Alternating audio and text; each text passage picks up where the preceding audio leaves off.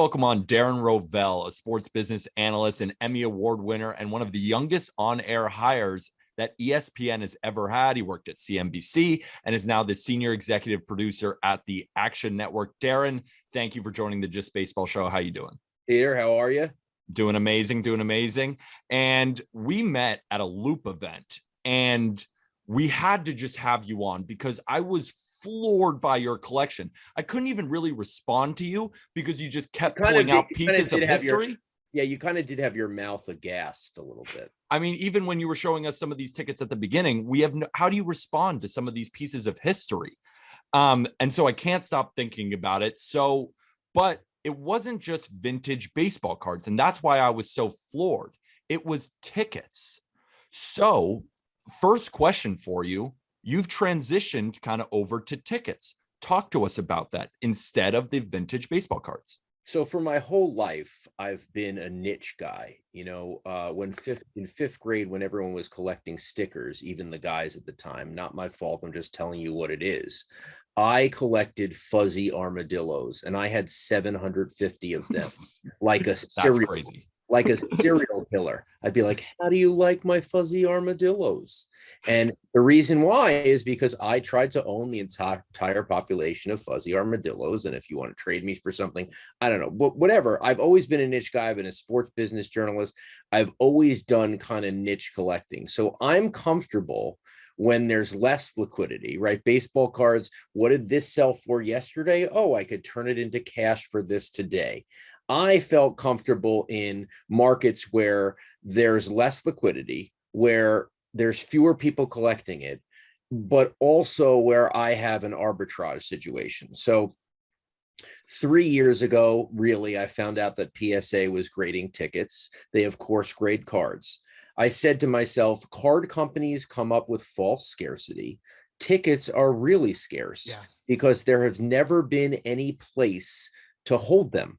Not in a binder. You'd have to put it on a bulletin board or be in a shoebox. And over time, there's attrition. And then I started learning about all these nuances, like, okay, there's only 22 Bartman tickets. How could that be? It's the 2003 NLCS. Why wouldn't there be more? Well, because 99% of the people in Wrigley Field are Cubs fans, and they sure as hell do not want that curse of a ticket in their house. Gone. Probably 95% gone that night. Right, more. The Jordan Elo shot, like, again, happens in Cleveland. Gone. So it was interesting for me. I loved the all the nuances to it. And there was a lot of arbitrage too, because card people didn't find it comfortable to get into tickets initially because it was in the world of no comps. How do I know what to offer? And so for me, I had confidence that something was so great that even if it hadn't ever sold, I would come up with a price to get it. And I felt like it would be worth more tomorrow. How have you seen the market kind of change over the last couple of years? You talk about PSA starting to grade it. Of course, that probably had some sort of impact on the market overall. But how have you seen the card market ticket market in general kind of adapt over the last couple of years? Well, what's interesting is then the card people got into it. And there were several things that I did not account for. One, that people would actually care about the exact condition of the ticket, and people would pay 5x for a PSA 8 ticket versus a PSA 5 ticket. I didn't account for that. I was just trying to get the tickets. I thought some of these were so scarce, so I didn't get that. I also didn't account for the debut market, right? So the card people came over and they said, wait, first day in uniform, that's the equivalent of the rookie card. That to me, and I didn't want to crap on the market because the market rose all of a sudden and my collection was certainly going up. And I think some of it was me talking about it so much, but I didn't want to dump on that. But for me, it's always been history and the moment. Like, there is no rookie card. It's the moment. That's what makes tickets special. It harkens back to that moment instead of just a picture taken in a moment in time. So if you were to tell me that the most pristine Hank Aaron 715 ticket sold for $15,000, and the most pristine Hank Aaron debut, in which he went 0 for 4 in a stupid game, goes for $85,000. To me, that doesn't make sense. But it's interesting. So those were the two things that when the card people got into it, and they checked the populations, and they got into condition, and they got into debuts. And we're talking with Darren Rovell of the Action Network, and of course we're going to talk about the gambling market as he's a pro in it. But you got to take us down memory lane at least a little bit. Some of the tickets that you have on hand. I'm just opening you up for stories, because that's what I was doing at the Loop event. I just couldn't stop talking about it. I don't have the best of my collection in my house at all times, obviously, but I have anything that was kind of recent with an anniversary. It was recently the 45th anniversary of Elvis's last performance. I think there are maybe 10 total stubs, and mine, I really wanted the full Elvis on there. So that's the full Elvis, his last performance. Wow. And for people watching on YouTube, I mean, look at that ticket. That's the Elvis ticket. Yeah. Yep. It's a PSA 2. And it was Madison Square Arena. It was Market Square Arena in Indianapolis. Now, this is kind of the nuances. So this is for a ticket to a Mets game, field level box. It is July 13th, 1977, and the slab will tell you that it's the day the blackout happened. Now, the blackout in New York City in 1977 is important because it is believed to be the birth of hip hop, because let's just say this in a nice manner. People who couldn't afford turntables all of a sudden had them in their hands. And so when the blackout happened, the looting happened, and then all of a sudden people were sampling, and then hip hop was born. So the fact that you have something that a crossover like this, again, what's the value of it? It's the value of me telling the story to you and telling you that I own it. Space to me is something that with Bezos and Branson and Musk into it, it's assured to be a great collectible. There are 8 launch passes to see Apollo 11 being launched into the moon. I've had 6 of them. I sold a couple of them, but I still have 4. And they're the launch to them. It's just an Unbelievable. It's unbelievable that you looked up and this was the launch to the moon. So that's a good one. I've saved all my passes, my media passes over the years, and I've recently gotten them slabbed. Obviously not for sale, but this is the LeBron draft. Oh, that is super cool. That's awesome. You have that, and so we got that. I'm trying to think about and then the other thing is, so like for example, I figure out other things that happened in a game when something's selling for not a lot of money. So game 2 of the I'll give this secret away. Let's see if people who pounce on it on eBay first. Maybe you guys do. Game 2 of the 1972 World Series is Jackie Robinson's last public appearance. So 9 days later, he died. So I bought a slew of those and got them graded as Jackie Robinson's last public appearance. They're about $50 each. They should be like 200, 250 easy. Let's see what else we got here. This is a good one. This is a press pass to the 1962 MLB All-Star Game. JFK. That looks like a baggage ticket. I know. JFK threw out the first pitch. Wow. So that's the history. That's what would you evaluate, or what would you take a guess? Because we talk about just the value of certain markets, and what would you say that the ticket market at this point could be? I think the ticket market's probably around 100 million. Where do you think it could be in the next 5? Oh, I think he could get to $1 billion in the next 5 to 8 years. I mean, unfortunately, we don't have physical tickets coming out now. But again, I think just like Peter, and I don't know if you get it in the same way, but like you get it, like it's like, holy crap, these are pieces of history. I think when at the National, when there's so many people with modern basketball, and then all of a sudden you see my display of tickets, people stop. you know, and I haven't sold much against this. I've sold way less than 1% of my collection. I'm still very, very boffo about this market. This is 25 years ago today, the Tyson Holyfield ticket. I saw you the tweet coolest that shit out, ever. which is and absolutely awesome. Signed by Tyson. Yeah. So. Okay, and Darren, similar. So when we talked to Bob Costas, I had to ask him sort of a trivial question because I just had to know, like, who is his favorite player of all time? Just something simple like that. So when I'm talking to Darren Rovell, I have to ask you, what is one piece from your collection that if you had to sell everything else, this is a terrible hypothetical because it would never happen, but if you had to keep one piece from your collection, what is it? The first day at Disneyland.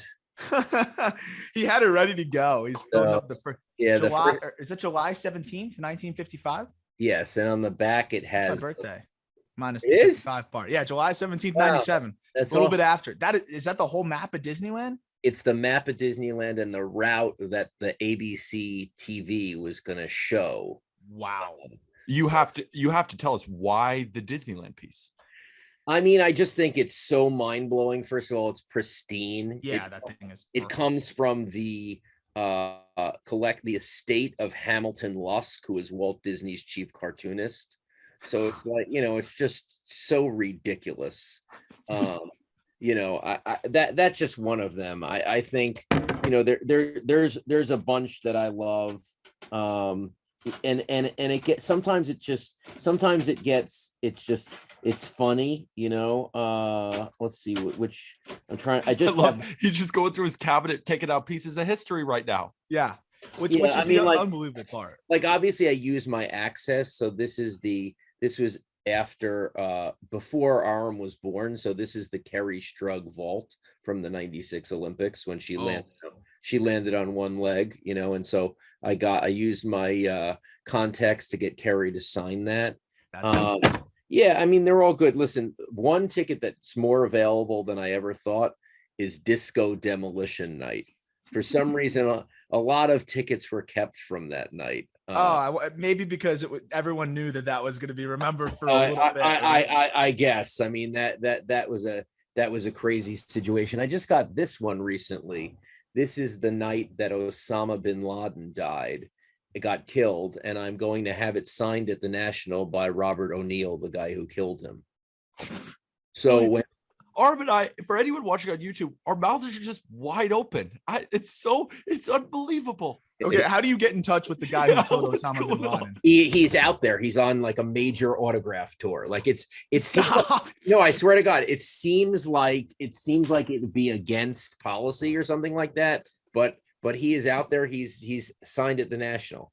You know, some of the things about the National? Yeah, some of the people that things about tickets is like sometimes the ticket is so bad, but if it was there, it was there. This is the famous F. Bucky Dent game, the Yankees Red Sox.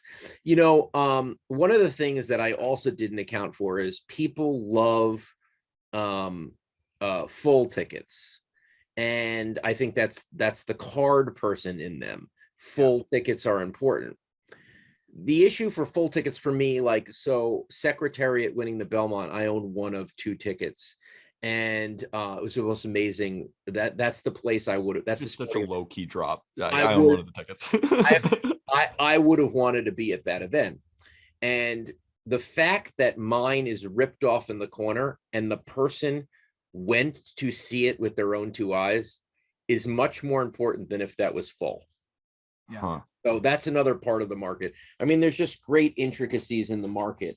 And a question for you, because I know you talk about identifying niche markets and you like to find areas where, you know, maybe you're beating the crowd. I'm in a lot more. I'm in video. I was in video games. I sold out into that. I've made a significant investment in VHS, and my last niche market, and you guys won't understand this because this is really the 40 to 50-year-old market, is sealed 84 to 86 WWF wrestlers. Really? Yeah. Is there anything that you look at now and you say this is the next thing that could really, you know, explode? I'll tell you after I buy $50,000 worth of it. That's fair. That's very fair. No, I listen. I mean, I focus on tickets. I actually do. I'll give you one. I do think that drawings, sketches are going to explode because they're being put in PSA slabs now. Anything that you can put in a slab, I think PSA is kind of given value to. So the Charles Schultz Peanuts cartoons or an early Walt Disney stuff. This is not cheap. It's very hard to buy in, but I think it will multiple X over the next couple of years. I did try to go into business cards. I do have Bill Gates's first business card. Never thought of that.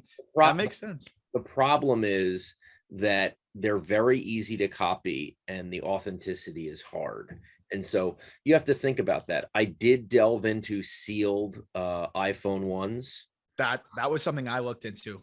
I was So looking into that. I met with some guys from Apple and I said, tell me what is an authentic seal for the iPhone 1. Apple lifers. There were a couple choices and they said they couldn't tell me. And so I said I was out. Huh. So they weren't able to like authenticate. They weren't able to tell me kind of like what was the which way the seal was, if these two were acceptable or not. And at $15,000, there's obviously going to be sealing fraud that happens. And so I then determined, okay, I can't go into this market. And so switching over to the betting side, because I'm a huge gambler and I've been betting on sports now since I was 19, but I'm 24 now. So I'm kind of naive. I've only been in the game for 5 years since computers were really a thing. And now we have such strong analytics and such strong lines that I feel like the numbers are already in there before they even happen. But, go back around 20 years or so, there's some people I talk to, people who play the ponies, people who've been betting on baseball for a long time now, that maybe the lines weren't as sharp then because you have a person putting the numbers in by hand rather than people used to fly around the country to get a better line. That's what I'm saying. So Yeah. can you kind of speak to the difference in lines? Like, do you think, I know this might be just a general question, but do you think it's harder to gamble right now? Like, do you think that these lines are so much sharper, and could you won a lot more money 20 years ago compared to now? Or do you think a lot of this with the algorithms, every day the lines are sharper. They That's get what I'm saying. games loaded into them. So the question is, how do you get sharper? And that is, I line shop. There are massive gaps sometimes, especially live betting. Mhm. I am a psychoanalyst type guy. Like if the TV if the TV commentary says something, I'll go the other way.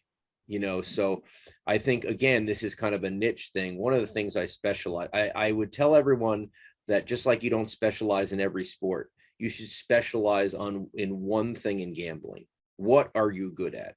So what I'm good at is live unders. That's awesome. That's great. So explain why live unders and when did you realize you're good at live unders?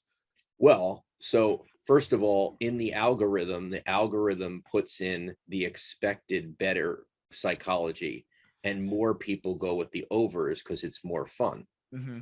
I have trained myself to hope for no runs and for games to be boring.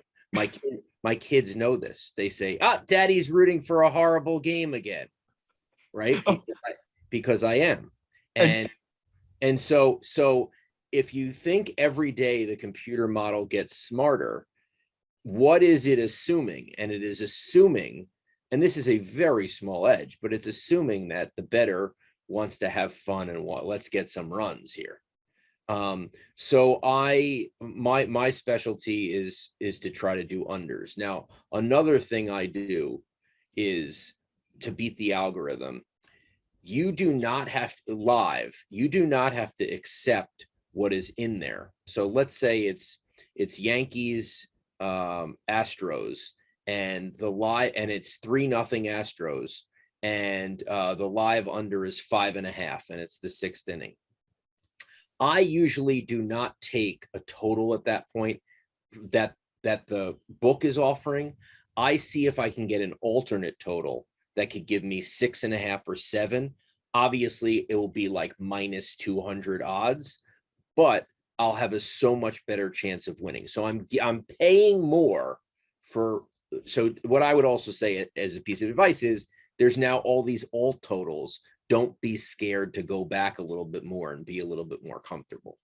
Okay, and to that point too, because I was even reading on the Action Network that your best bet, you won $68,000 off a $1,500 bet on Northwestern, but then you actually cash it out. Do you find yourself doing that all the time? Because the typical thing in the gambling space is, oh, you can never cash out. You can never cash out. That's the only time I ever cashed out because okay.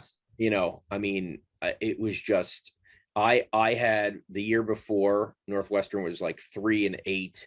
3-9, and they got the transfer portal was just starting, and they got 2 transfers in positions that they needed help who were good, and I didn't think that they were accounting for it. So it was 1,500 to win 238,000, strung it all the way to the Big Ten championship game. It was for them to win the Big Ten championship. They were up like 10-7 at the half. They offered me like 71,000. I said no. My wife is screaming in the background, "You effing idiot!" And I'm like, well, they get the kick in the second half, so like, can we just wait? She's like, yeah, they can fumble the ball. And went all the way down. There was an interception by Ohio State. They offered me 68,000, and then this is the sign of a true bettor. Then on a total non-play, like it was not like Ohio State scored the touchdown. It said on my Twitter feed, Greg Newsome, lower body injury, will not play the second half. And Greg Newsome's the cornerback. If you watch the NFL, he was the rookie cornerback who had an incredible year for the Browns. He's a shutdown corner. Northwestern doesn't go too deep. So knowing that, I was like, all right, I'm out because he's out. The guy behind him is not going to be able to take Ohio State. And so I got out of 68,000, and then Ohio State rolled. So that was the best bet. What was the bet that got Darren Rovell hooked? Hooked as in like the worst bet? No, just the bet that got you started, because I even remember the bet that got me started and was really loving was just the fact that I was in, I had to be careful because I could, because I'm a E-list celebrity, I had to make sure that I wasn't like getting in trouble with bookies and stuff like that. So I covered sports betting since 2002, but I really wasn't betting until really in like 2018. New Jersey gets it first. I think that was the watershed moment for me. And I realized I was going to want to go into the business of reporting on gambling. So I realized I had to be a gambler as well. Okay, so that makes sense, because I was saying my bet that kind of got me hooked was Game 7 of the World Series, and I had the Chicago Cubs money line in that incredible game. I mean, that was just an unbelievable bet. And that just made me through a rain delay too. I mean, it was just the most unbelievable game of all time, and the Chicago Cubs ended up winning and breaking the streak. So I was wondering if there was a story for you. Yeah, I made a good reporting decision there. I did not go to Cleveland. I stayed in Wrigleyville to watch it with the fans, and I got some incredible video. So speaking to Wrigleyville and Wrigley Field in general, you guys put out on the Action Network, there was a tweet today about kind of like the renderings of the sports book, the DraftKings sports book that will be there presumably in 2023. And this is something that we knew was coming, but not until I really saw the renderings did it really set in. And it made me even more excited to talk to you, because we know how baseball is, right? I mean, we saw, how just anti-betting the sport has been for so long. And now we're seeing how much money that's pumping into baseball. And now one of the most historic stadiums in sports is going to have a sports book in it. Can you talk a little bit about just what this means for betting and baseball in tandem in the future, and how much you think that's going to integrate into the sport as we continue to move forward? So Rob Manfred, when he finally, and all the commissioners were against betting, but Rob Manfred, when he finally decided to, once it was legal and they decided to do the sponsorship, I think it was with Caesars that they opened it up with, he said this will help make our games seem faster. And at first I was like, okay, that makes a little bit of sense. But then I realized that it's a little bit of fool's gold, because people are not micro betting on each pitch. Yeah. It's so funny, the no run first inning bet, Traps, how hilarious that is. I mean, over this season especially, it has been on fire. And so when you have the proportion of people who are betting on no run first inning and the first 5 innings, I don't know if that helps the complete game. It's like fantasy football kind of dismantling like the genuine, love for the NFL. I guess people will watch anyway, but like no run first inning has completely taken over. And we have a guy at the Action Network who just does that. So I'm not sure if this is going to save baseball, but there's definitely more action on it. And I'm interested to see what happens. And the integration into broadcast is the next big thing. Let's see how that happens. Absolutely. And I'm just thinking about, because I bet on baseball every day, and our big thing on TikTok, of course, has been the MLB best bets. And we felt that, we get people into gambling and then they end up watching the games and they realize, man, this sport is kind of awesome. It's kind of awesome. And that's a lot of the feedback that we've gotten too. So at least on our side, it almost does seem like it's at least working with people of my age. But then another thing that people my age are very interested in is NFTs. And NFTs have also taken the world by storm. Of course, crypto is crashing now and people are having second thoughts about NFTs. Are you having second thoughts about NFTs and the future of them in sports? I like the idea of a smart contract, the blockchain, like the idea that it can connect you. Love the idea of tickets as NFTs, where you could say, okay, I scanned in, I've been to this game, and then when I leave, automatically a highlight goes in my wallet and I can collect the games that I've been. Maybe I can even sell them. I like that idea. I think once it got into like the collecting of, like, so many people who got into NFTs didn't collect art, but all of a sudden they're collecting digital art. That doesn't make any sense. I think it became all about money. And then when I would crap on NFTs, people would be like, well, you have physical tickets. I'm like, I'm not dumb enough to totally like ruin myself over what I've collected. But I did own digital horses for 41 days. Bought $93,000 worth of digital horses at and I was walking around with my ear pods and I was closing doors, and my wife said, "Are you cheating on me?" And I was like, "No, why do you think that?" She goes, "You never have pods in your ears. What are you talking about?" I'm like, she's like, "You're closing doors." And I'm like, right then and there, I'm like, okay, this is a serious allegation. So I'm like, I bought $93,000 in digital horses. She's like, sell them now. I'm like, well, they're going to be worth more and more. And she's like, no, sell them now or I'll divorce you. And so I sold them. I made about $100,000 profit. And then like 2 months later, I go, what do you think those horses are worth? She's like, you're going to say $1 million. And I'm like, no, 2.7 million. And she's like, whatever. Like, but it was, but it was temporary. But I like the utility of it. I think there's a place for it, but it's always going to be tied to crypto. And I don't really believe in crypto. So even with investing in it, you don't necessarily believe in it, or was it the investment that kind of No, I invested in it. I invested in it because I wanted to be vested in it. I wanted to see. I threw a ton of money into Bitcoin and Ethereum. Yeah. I feel like whether it's a false sense of control or not, I feel like I control my investments a little bit more. And I was just baffled by like going to sleep and then all of a sudden being down $18,000. Like at least the market closes. Like going to sleep, Jesus. And people are like, oh, that's on paper. I'm like, nope, paper is real for me. So I was uncomfortable. Also, my gambling experience suggested you never buy the dip. You don't buy the dip.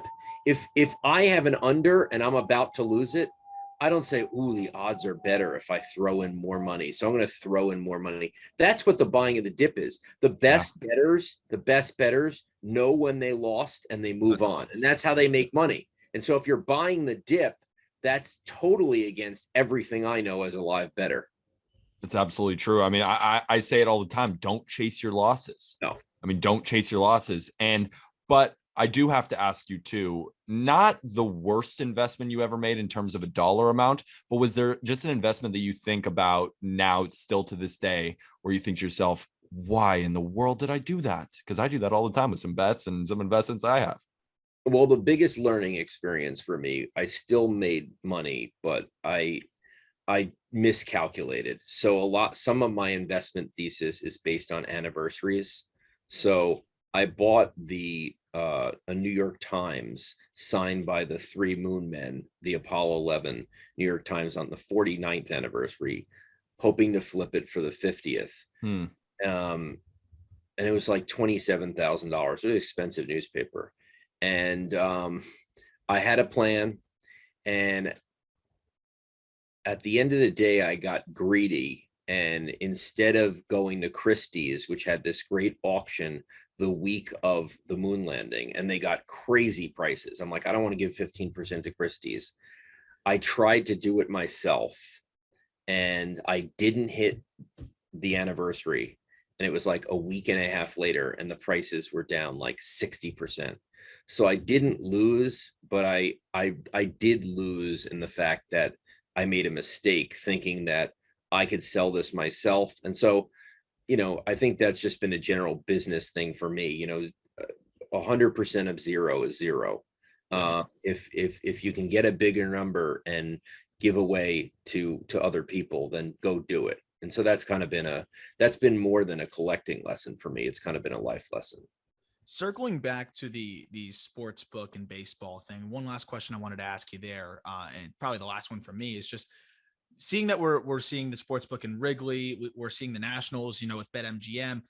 Do you think that it's feasible within the next decade that every single team in baseball will have some sort of betting component in their stadium or adjacent to it within the next decade? I mean, it's interesting betting inside the stadium. It depends on how much of a bettor you are. I mean, I think what's keeping people away from disconnecting, if they are a big bettor, is live betting. I mean, if you're 15 to 45 seconds behind on Sling or some other streaming service, you're going to lose your money. So being at the game provides something that's better. Of course, the problem is that people don't want to bet just on one game. We had all these ideas that these stadiums are going to be filled with kiosks, and then just like in Great Britain. But the thing is that kiosks are one-offs, and they don't tell you who you are. You just go in, and that's not good for sports gambling. So what these guys have done is they've made these lounges that get you to download the app, and then you have it when you're home, and that's really what increases. The kiosks are, even though people are saying where are they, they're really not going to be around. They're not revenue generators. So it's going to be interesting to see. I mean, right now they're essentially sports bars that get people to download their app. That's what it is. And it's not like, ticket takers and all these other things. So I think it's just interesting that it's not what our preconceived notion of what it was going to be. Well, thank you so much, Darren, for joining us. I will always remember you opening up that bag and just taking out piece of history after piece of history after piece of history. And my mouth was like dropped to the floor. So thank you so much. But should we end on a couple that I have here? Should we end? I mean, we could keep going for hours. Darren had not seen some of this stuff. So seriously, it's incredible. I'm in to see any of this stuff. All right, this will get you. This is a full of the George Brett Pine Tar game. No way. That was one of my favorite t-shirts. How beautiful! That's so cool. And then you can get that signed by George Brett? I don't know if I want it to get it signed because it's like perfect. It just looks perfect. And then on the back, which is also the cool part about tickets, it's got the Michelob ad, which is so 1983. It hurts. That's so awesome. That's the other thing. Like you're getting ads on the back of these things that are reminiscent of the time. All right, one more. Great. What's amazing is that's the most unassuming game ever, and that's the cool thing is you go to a ball game, you don't know, what kind of history you're going to see, and most people probably discarded their ticket there because after that whole George Brett Pine Tar thing, there's no way they're like, oh, this will be remembered forever. Exactly. And yet it was. Yeah. So this is one I need to get graded. I already have one, but let's go. I love it. I grew up a fan of the U, obviously. Okay, so I went to Syracuse, but my mom went to the U, so I love that. Okay, so this is the Doug Flutie Hail Mary. I knew it. So, but what's great about it is if you look, do you see that the X's that Saturday, November 24th it's been X'd out. Yeah. And it says Friday, November 23rd. So what happened is, in between printing the tickets and sending them to people, they're like, oh my God, we're changing this game to Friday.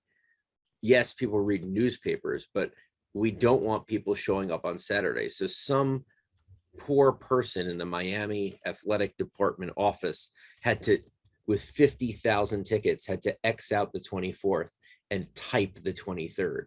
So those are on all the tickets. Also, Eastern Airlines, Miami's hometown airline, a very defunct airline. Yeah, I was gonna say I've never flown Eastern, so I can't say they're Miami's airline anymore. Anyway, yeah, it's continually fun. I'm always looking to acquire crazy pieces that Peter Appel will be like, no way.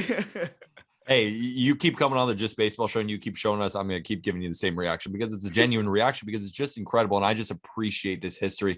You know, we were able to interview Joe Posnanski, and he was one of my favorite interviews ever. I just love history, especially in sports. And for you to be able to come on and give this to us, really appreciate the time, Darren. Thanks so much for coming on. You got it, guys. Great show. Thank you, Darren.